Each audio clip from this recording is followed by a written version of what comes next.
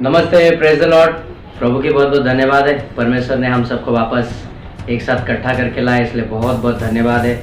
और मैं विश्वास करता हूँ कि आप लोग बहुत अच्छे होंगे प्रभु के आशीष से।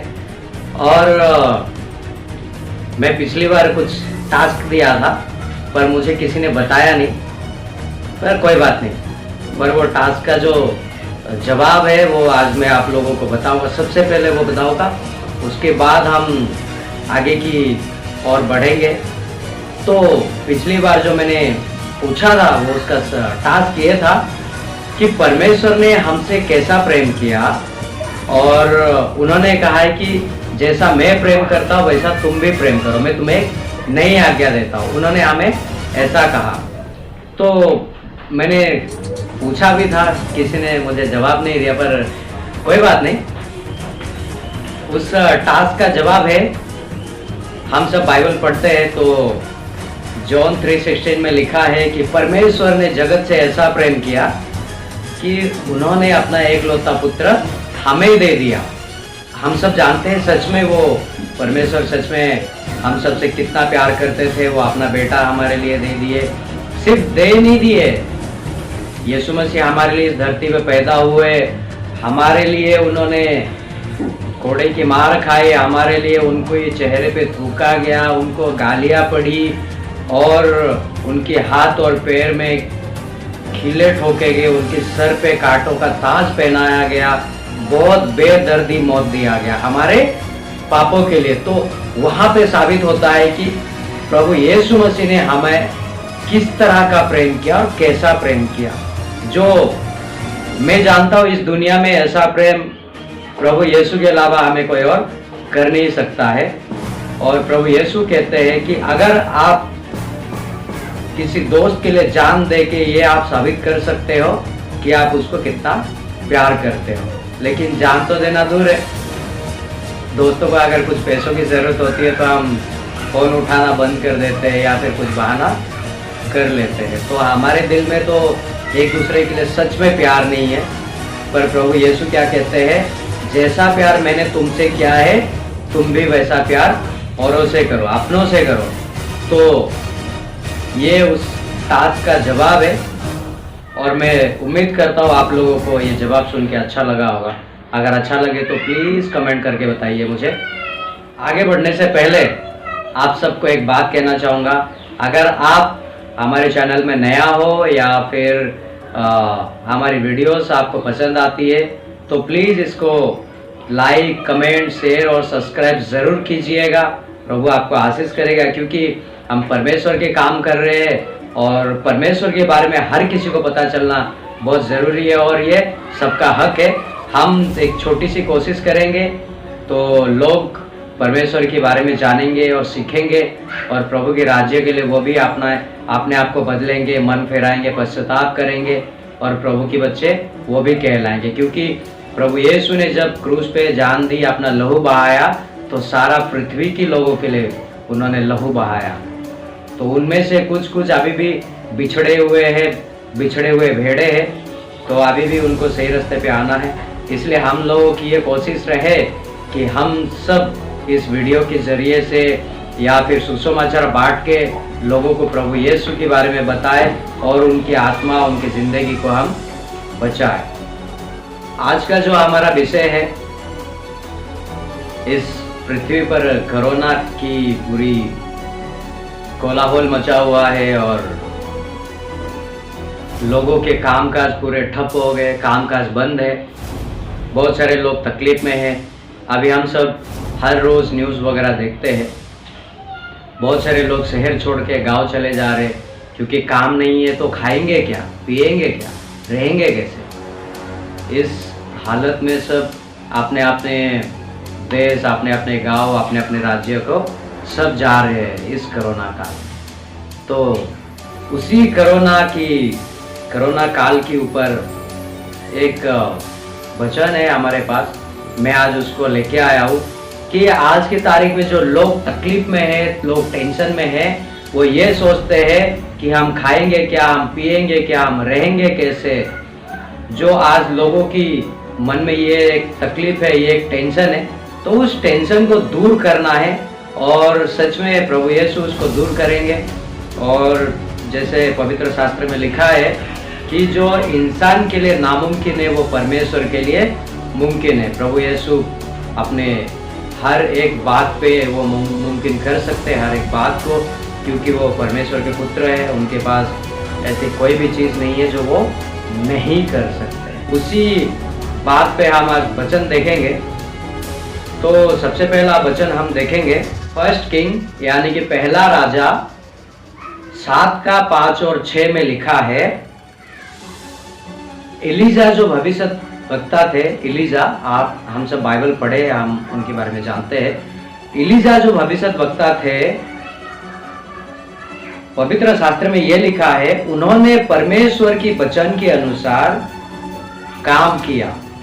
वो यर्दन नदी की उस पार पूर्व में जाके रहने लगे और वहां पर कौवे उनको सुबह और शाम दोनों टाइम रोटी और मांस लाके देते थे खाने के लिए।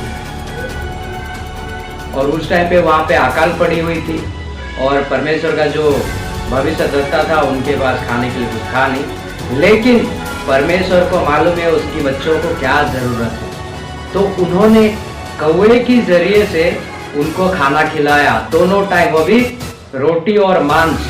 क्या आप लोग कभी सोच सकते हैं एक कौवा आपके लिए खाना लेके आएगा?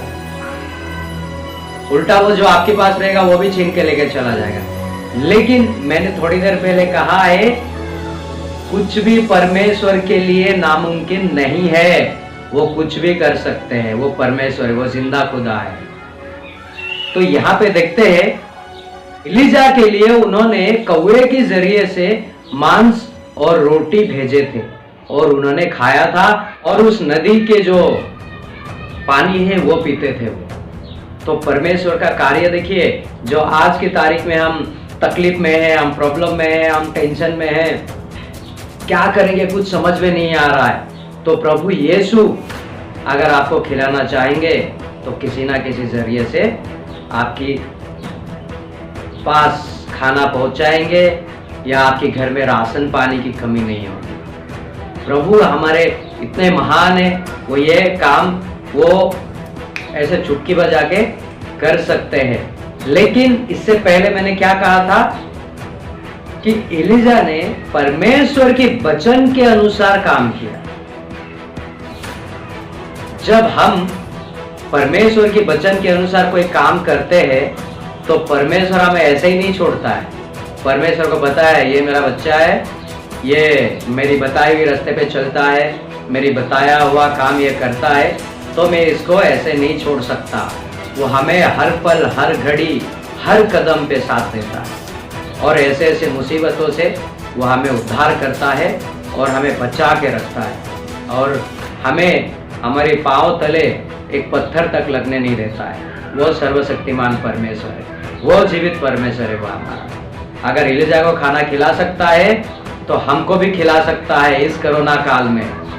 तो हमारे सारे विश्वासियों, घबराने की कोई जरूरत नहीं है, परमेश्वर हमारे साथ है। अगर आपके घर पे खाने के लिए कुछ नहीं है तो परमेश्वर देगा। अगर आपके घर में पीने के लिए नहीं है तो परमेश्वर देगा।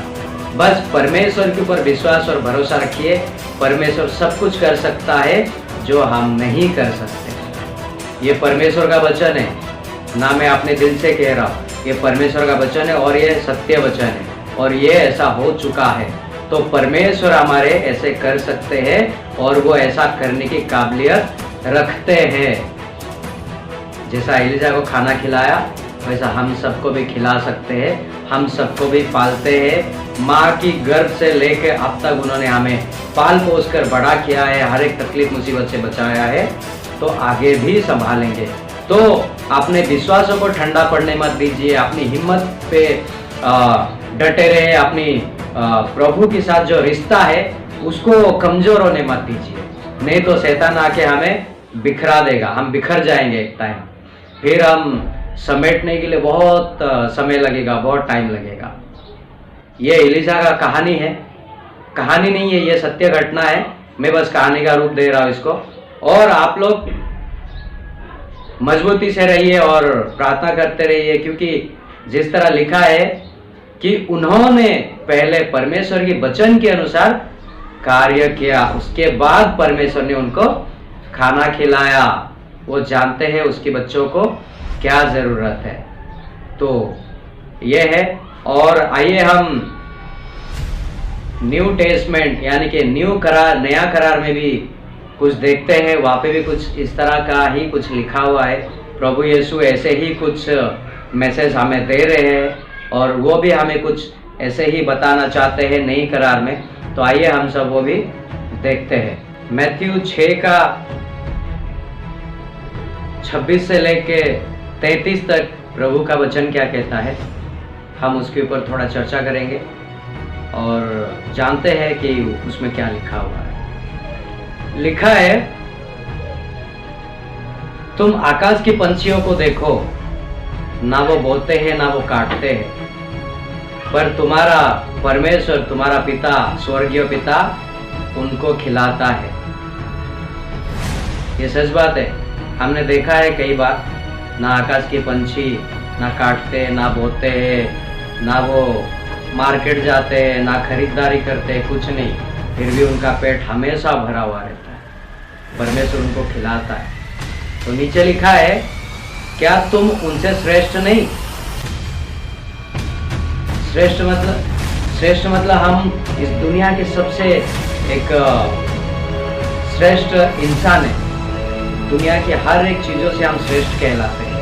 और पवित्र शास्त्र कहता है, क्या तुम उनसे श्रेष्ठ नहीं? क्या तुम्हारे पास विश्वास नहीं कि तुम्हारे पिता तुम्हारे लिए सब कर? जो आज का कोरोना काल चल रहा है, इस समय में लोग जो तकलीफ में, जो टेंशन में है, क्या खाएंगे क्या पिएंगे, जो तकलीफ में वो लोग पड़े हुए हैं, सिर्फ उन लोगों के लिए ये वचन है कि प्रभु यीशु क्या कहते हैं, मैं अगर उनको खिला सकता हूँ तो मैं तुम्हें भी खिला सकता हूँ। और कहते हैं, क्या तुम चिंता करके अपनी आयु थोड़ी सी भी बढ़ा सकते हो? यानी कि आप अपनी उम्र थोड़ा बढ़ा सकते हैं? ये इंसान के लिए नामुमकिन है। चिंता कर सकते हैं, लेकिन हम अपनी उम्र को बढ़ा नहीं सकते हैं, क्योंकि ये हकीकत है, हमारे हाथ में नहीं है, ये परमेश्वर के हाथ में है। तो हम चिंता क्यों कर रहे, टेंशन क्यों ले रहे? फिर ना हमको चिंता करने की जरूरत है, ना टेंशन लेने की जरूरत है, क्योंकि परमेश्वर ने अगर कह दिया है कि मैं तुम्हारे साथ हूँ, मैं तुम्हें खिलाऊंगा, तो टेंशन लेने की क्या जरूरत है? हम सब यही सोच में पड़े रहते हैं, आज कुछ नहीं है, क्या होगा। और लिखा है, खेतों की उस फूल को देखो। सच में फूल जो होते हैं कितने खूबसूरत होते हैं। मैंने भी अपने घर में छोटे छोटे फूल के पौधे लगाए, उसमें भी जब फूल आता है बहुत खूबसूरत होता है, लेकिन अगले दिन वो सब मुरझा जाता है। जब उस फूल को परमेश्वर इतना खूबसूरत बना सकते हैं, जब परमेश्वर उस फूल को इतना अच्छा खाना दे सकते हैं, तो हमें और आपको क्यों नहीं देंगे? मेरा कहने का ये मतलब है, जब हमारे मन में विश्वास होगा तो सब कुछ होगा। परमेश्वर कहते हैं कि अगर तुम्हारे अंदर राई की दाने के बराबर भी विश्वास अगर रहेगा, तो तुम कहोगे वो पहाड़ को जाके समुद्र में गिर, तो वो जाके गिरेगा। तो हमारे मन में विश्वास होना चाहिए कि परमेश्वर इस कोरोना काल में भी हमको संभालेगा। जिस तरह पिछले साल संभाला, उस तरह ये साल भी संभालेगा। हर एक तकलीफ मुसीबत से बचाएगा और हमको खाना पीना भी देगा, और हमारा सेहत भी अच्छा रहेगा, तबीयत से भी कोई कमी घटी नहीं होगी। ऐसा जब हम विश्वास करेंगे तो प्रभु हमारी जिंदगी में कार्य करना शुरू कर देते हैं। लेकिन उससे पहले पवित्र शास्त्र में क्या लिखा है, और उसके नीचे जाएंगे तो कहता है कि सबसे पहले तुम परमेश्वर के राज्य की खोज करो, उसके बाद तुम जो मांगोगे वो तुम्हें मिल जाएगा। हम तो परमेश्वर को छोड़िए, परमेश्वर को तो भूल ही जाते हैं, उनके राज्य का तो खोज करते ही नहीं है। परमेश्वर को हम गिने चुने में रखते हैं। पहले हमारा जो भी काम होता है सबसे पहले वो करते हैं। अगर कोई पास्टर बोल देगा या फिर कोई विश्वासी भाई बहन अगर बोल देंगे, आप लोग चर्च में क्यों नहीं आ रहे, तो सामने वाला बोलता है क्या बताओ, इतना काम पड़ा है, बहुत बिजी हूँ मैं, टाइम ही नहीं मिलता है, इसलिए मैं चर्च नहीं आ पाता। अब क्या पता वो बंदा जो चर्च नहीं आ पाता है, क्या वो अपने घर पे भी प्रार्थना कर पाता होगा, परमेश्वर के साथ समय बिता पाता होगा, क्या बिता पाती होगी समय? नहीं। क्योंकि जब हम परमेश्वर को पहला स्थान देंगे तो हमारी जिंदगी में भी सब अच्छा होगा। जब हम परमेश्वर को आखिरी में रखेंगे, ठीक है परमेश्वर देखता हूँ, मेरे को टाइम मिलेगा तो मैं प्रार्थना करता हूँ, बाइबल पढ़ता हूँ, या फिर जैसे भी होता है टाइम मिलेगा मैं चर्च जाऊंगा। जब ये ऑप्शन हम रखते हैं तो हमारी जिंदगी में भी थोड़ा ऊंच नीच आगे पीछे होती है। क्योंकि पवित्र शास्त्र में लिखा है, जो पवित्र शास्त्र में हमको आज्ञा दिया गया है उसमें कहा गया है, तुम अपने अंतःकरण, सारे आत्मा, सारे मन, सारे ताकत के साथ तुम अपने परमेश्वर को प्रेम करो। हम तो करते ही नहीं, यहाँ तक कि मैं भी नहीं हूँ, है ना? तो हम सबको करना बहुत जरूरी है। अगर हम करते हैं तो परमेश्वर जिस तरह एलिजा को खाना खिलाया उसी तरह हमको भी खिलाएगा। जैसा आकाश की उड़ते हुए पंछियों को खिलाता है वैसे हमको भी खिलाएगा। जिस तरह उस फूल को इतना खूबसूरत बनाता है तो हमारी जिंदगी को भी खूबसूरत बनाएगा। पहली बात तो हम चर्च जाते नहीं है, हम बोल देते हैं कि भैया मेरे पास तो टाइम नहीं है, काम में बहुत फंसा हुआ हूँ और क्या बताऊँ बहुत टेंशन में हूँ, इसलिए मेरे को प्रार्थना करने का मन नहीं करता है, मैं चर्च नहीं जाता हूँ, मेरे को समय नहीं मिलता है। जब हम ये बातें सामने ऐसा रखते हैं तो सोचिए जरा परमेश्वर को कितना बुरा लगता होगा कि जिस इंसान को मैंने अपने रूप में बनाया, अपने हाथों से बनाया, वो इंसान के पास आज मेरे लिए वक्त नहीं है। पर परमेश्वर हमसे कोई शिकायत नहीं करते कि बेटा तू चर्च क्यों नहीं जाता, तू प्रार्थना क्यों नहीं करता है, तो मुझे याद क्यों। और जब हमारी जिंदगी में कोई सैलाब आ जाता है, कोई तूफान आता है, कोई मुसीबत का पहाड़ हमारे सर पे गिरता है तो हम दौड़ के जाते, पास्टर पास्टर मेरे लिए प्रार्थना करो, मेरे घर में तकलीफ है, मेरी जिंदगी में प्रॉब्लम है, प्रभु मुझे मेरी मदद कर, मेरी जिंदगी उथल पुथल हो गई है, मेरे को बहुत तकलीफ है, मैं जी नहीं पा रहा हूँ, मुझे पैसों की जरूरत है, मेरे पास काम नहीं है। ऐसा हम गिड़गिड़ाते हैं। जब परमेश्वर हमें कहते हैं कि तुम पहले परमेश्वर के राज्य की खोज करो, तो हम वो सब छोड़ के हम काम धंधा, वो जरूरी है, काम धंधा भी जरूरी है, लेकिन पहला स्थान हम उसको देते हैं और परमेश्वर को आखिरी स्थान देते हैं। जब हम परमेश्वर को पहला स्थान देंगे ना तो हमारी जिंदगी में सब अच्छा होगा। नौकरी रहेगी, घर रहेगा, घर में खाने के लिए राशन पानी रहेगी, जेब में पैसे रहेंगे, हर एक चीज हमारी जिंदगी में अच्छा होगा। लेकिन जब हम परमेश्वर को गिने चुने में रखेंगे तो हमारी जिंदगी पता नहीं कहाँ जाता है, तकलीफ में है। मैंने बहुत सारे लोगों को देखा है, फोन करेंगे, बोलेंगे ब्रदर मेरे लिए थोड़ा प्रार्थना करिए ना, मैं बहुत तकलीफ में हूँ, बहुत टेंशन में हूँ। या फिर पास्टर को फोन करके कहेंगे पास्टर जी मेरे लिए प्रार्थना करिए ना, मैं बहुत टेंशन में हूँ, मेरे घर में तकलीफ है, मेरे घर पे सबका तबीयत खराब है, क्या करूँ समझ में नहीं आ रहा है। क्यों होता है ऐसा? जब हम परमेश्वर के राज्य की खोज करेंगे ना, पवित्र शास्त्र में जिस तरह लिखा गया है कि मुझसे मेरे बच्चों को कोई छीन के लेके नहीं जा सकता है, और प्रभु क्या कहते हैं, मैं तुम्हें अपनी गोद में उठा के रखूंगा, तुम्हारे पैरों तले एक छोटा पत्थर भी नहीं लगेगा। हम बाइबल पढ़ते हैं, लेकिन किस तरह पढ़ते हैं? एक किताब जैसा पढ़ते हैं वैसा बाइबल पढ़ते हैं। उस बाइबल में लिखी हुई वचन, इतना अनमोल वचन, उसको कोई अहमियत नहीं मिलता है। हम उसको कोई अहमियत नहीं देते हैं। हम कभी ये नहीं सोचते हैं उसमें जो लिखी गई वचन है कितना खूबसूरत है और कितना अच्छा है और मेरी जिंदगी में कितना मायने रखता है, ऐसा हम कभी सोचते नहीं है। जब हम ये सब सोचना शुरू करेंगे तो एलिजा की तरह परमेश्वर हमें भी खाना खिलाएगा और उस उड़ते हुए पंछियों की तरह हमें भी खाना खिलाएगा, उस खिलते हुए फूल की तरह हमारी जिंदगी ऐसे खिलेंगे। उस फूल की तरह हमारी जिंदगी भी खूबसूरत बनेगी जब हम परमेश्वर के साथ समय बिताएंगे, जब हम समय निकाल के चर्च जाएंगे, प्रार्थना करेंगे। तो नहीं तो इस कोरोना काल में भी हमारा कुछ नहीं होगा, क्योंकि इस कोरोना काल में, मैं सच बता रहा हूँ, इस कोरोना काल में हम सबको वक्त मिला है और मौका मिला है प्रभु के करीब आने का। भले हम चर्च नहीं जा सकते हैं, लेकिन अपने अपने घरों में बैठ के प्रार्थना कर सकते हैं, बाइबल पढ़ सकते हैं और प्रभु को हम याद कर सकते हैं। अब अगर हमने नहीं किया है तो ऐसा मौका शायद ही कभी हमारी जिंदगी में दोबारा मिलेगा। जब मौका मिला है तो मौके का फायदा उठाइए, और जब मौका नहीं मिलेगा तो तब कहेंगे क्या करे, टाइम ही नहीं मिलता है, काम में इतना फंस जाता हूँ, इतना बिजी हो जाता हूँ या बिजी हो जाती हूँ, प्रार्थना करने का मौका नहीं मिलता है, चर्च जाने का समय नहीं मिलता है, वचन पढ़ने का समय नहीं मिलता है। ये है सिर्फ एक बहाना।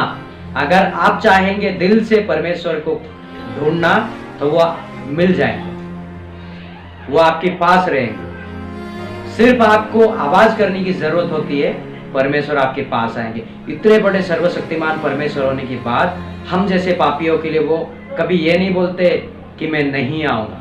अगर हम आवाज करेंगे, दिल से पुकारेंगे उनको, तो परमेश्वर हमारे पास हाजिर हो जाएंगे और फिर हमारी जिंदगी की जो भी दुख, तकलीफ, संकट, मुसीबत जो भी है वो यूं दूर करेंगे। हम क्यों नहीं समझते ये सारी बातों को, हम विश्वासी लोग। चलो इस दुनिया में अनविश्वासी लोग हैं, उनकी बात छोड़िए। हम विश्वासी लोग, हम प्रभु को जानते हैं, हम सबने बपतिस्मा भी लिया हुआ है, पर हमारा विश्वास कहाँ है? विश्वास कहीं खो गया है। कहने को तो सब कहते हैं मैंने बपतिस्मा लिया है, मैं प्रभु यीशु को जानता हूँ, मैं प्रभु यीशु को जानती हूँ।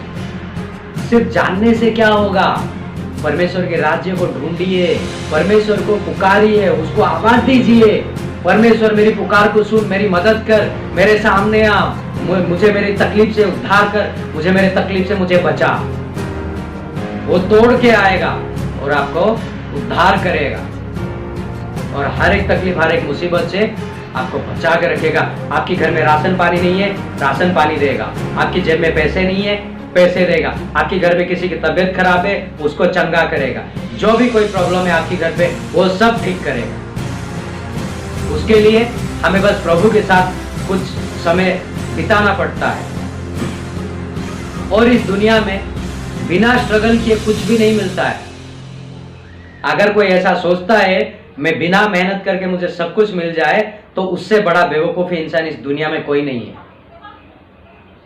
क्योंकि हमें अगर प्रभु चाहिए तो हमको भी थोड़ा समय बिताना पड़ेगा, थोड़ा मेहनत करनी पड़ेगी और प्रार्थना करना पड़ेगा, तब जाके हमको प्रभु मिलेंगे।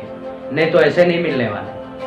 प्रभु ऐसे कि फ्री में नहीं है जो हर किसी को मिल जाएंगे। परमेश्वर हमारे महान और जीवित परमेश्वर है, उनके लिए हमको थोड़ा मेहनत करनी ही पड़ेगी। जब हम मेहनत करेंगे तो उसका फल 100 गुना, 60 गुना और 30 गुना आएगा। जब हम मेहनत नहीं करेंगे, उस पत्थर के बीच में पड़ा हुआ बीज की तरह उगेंगे और पानी ना मिलने के कारण मर जाएंगे, खत्म हो जाएगी फिर कहानी।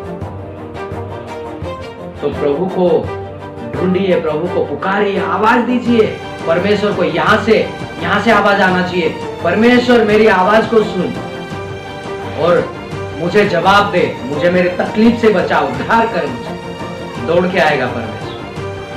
सिर्फ अगर हम ये सोच के प्रार्थना करेंगे कि मेरी तकलीफ दूर हो जाए, मेरा प्रॉब्लम दूर हो जाए, मुझे पैसे आए, मेरा घर का सब कुछ ठीक ठाक चले, मेरा काम काज अच्छा चले, तो हम मतलबी है।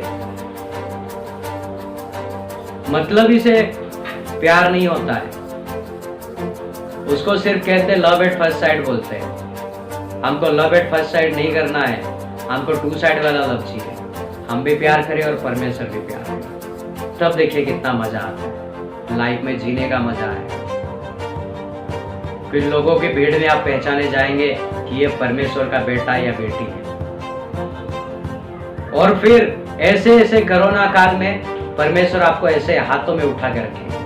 कोई भी तकलीफ, कोई भी मुसीबत आने नहीं देंगे आपके पास।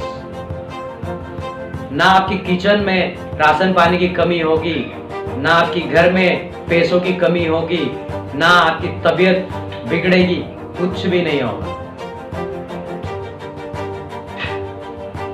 एलिजा भी, उन्होंने भी मेहनत किया ना, तभी जाके उन्होंने भविष्य वक्ता बने और परमेश्वर उनकी सहायता किया, परमेश्वर उनको मदद किया।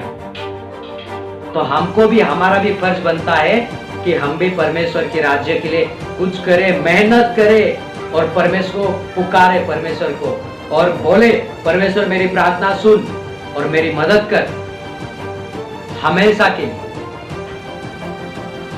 तो परमेश्वर हमारी सुनेगा और हमारी मदद करेगा और हर एक तकलीफ, हर एक मुसीबत से हमें बचाएगा और ऐसी अच्छा खाना खिलाएगा हमको। जिस तरह लिखा है, उस पंछियों से क्या तुम श्रेष्ठ नहीं हो? हम श्रेष्ठ है, परमेश्वर ने हमको वैसा दर्जा देके बनाया है, लेकिन कहीं ना कहीं हम अपने आप को गिरा देते हैं। जब हम परमेश्वर में नहीं रहेंगे तो हम गिर जाएंगे, हमारा कोई अहमियत नहीं रहेगा, हमारी कोई औकात नहीं रहेगी। परमेश्वर के साथ रहेंगे, वो अपने बच्चों को ऐसा उठा के रखेगा अपनी गोद। तो ये मैं काफी टाइम से सोच रहा था ये वचन लेने के लिए। मैंने सोचा क्यों ना, अभी कोरोना काल का समय है और लोगों को थोड़ा उत्साहित करने के लिए, थोड़ा मोटिवेट करने के लिए ऐसा वचन लेना चाहिए। तो मैंने कोशिश की ये वचन लेने के लिए और जितना हो सकता था मुझसे मैंने उतना कोशिश की और परमेश्वर की आशीष से मैंने सिर्फ कोशिश की, पर जो भी मेरे मुंह से निकला है वो सिर्फ परमेश्वर की अल्फाज है और परमेश्वर की आशीष है। मैं छोटी छोटी कोशिश करते रहता हूँ, आप सबको पता है, और आप लोग भी ऐसे कोशिश करते रहिए, प्रभु के साथ जुड़े रहिए, मजबूत रहिए, प्रार्थना करते रहिए।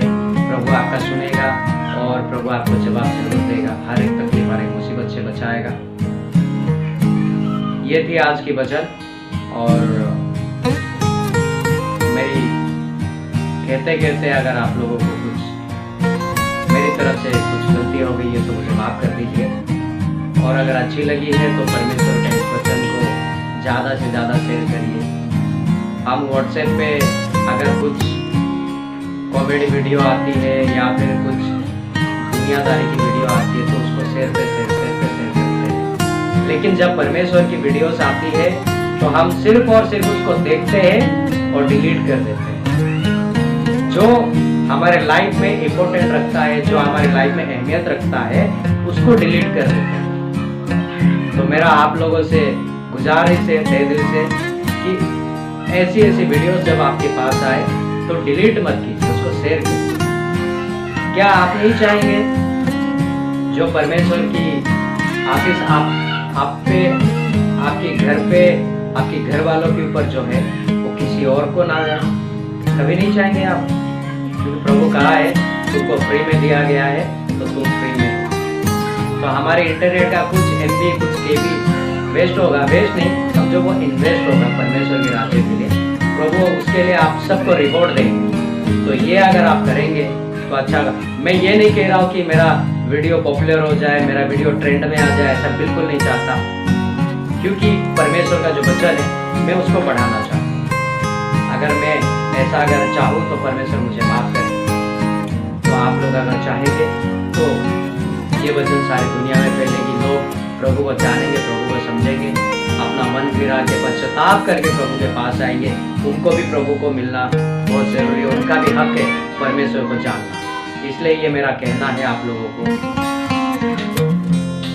और फिर मिलेंगे अगले एपिसोड में कुछ अच्छा सा, जैसा मैं कहता हूँ हमेशा कुछ ना कुछ एकदम जबरदस्त, एक अनोखा वचन लेके आएंगे। तो उसी तरह अगली वीडियो में भी कुछ जबरदस्त, कुछ अनोखा ऐसा कुछ वीडियो लेके आऊँगा, कुछ वचन लेके आऊँगा परमेश्वर का, पवित्र शास्त्र में से, पवित्र बाइबल में से। तब तक के लिए आप लोग अपना ख्याल रखिए, सुरक्षित रहिए, अच्छे से रहिए, प्रार्थना करते रहिए, मास्क पहनिए, सैनिटाइजर का यूज करिए और सोशल डिस्टेंसिंग पालन कीजिए और बेवजह घर से मत निकलिए। और अपनों का ख्याल रखिए और अपनों से प्रेम कीजिए। जिस तरह प्रभु यीशु ने हम सबको प्रेम किया है, वैसे हम सबको एक दूसरे को प्यार करना बहुत जरूरी है, क्योंकि प्रभु यीशु हमें प्यार करना सिखाते हैं, नफरत करना नहीं। तो मेरा हाथ जोड़ के आप सबसे विनती है, ऐसे समय में एक दूसरे की कंधे से कंधा मिला के चलिए, एक दूसरे की मदद कीजिए और इस दुनिया को पता चलने दीजिए कि परमेश्वर का प्यार क्या है, प्रभु यीशु का प्यार क्या है। वो उससे पता चलेगा हमारे प्रभु यीशु कैसे हैं और उनका प्यार इस दुनिया में दिखेगा लोगों को, और वो भी अपना मन फिरा के प्रभु की राज्य में आए। धन्यवाद आपका।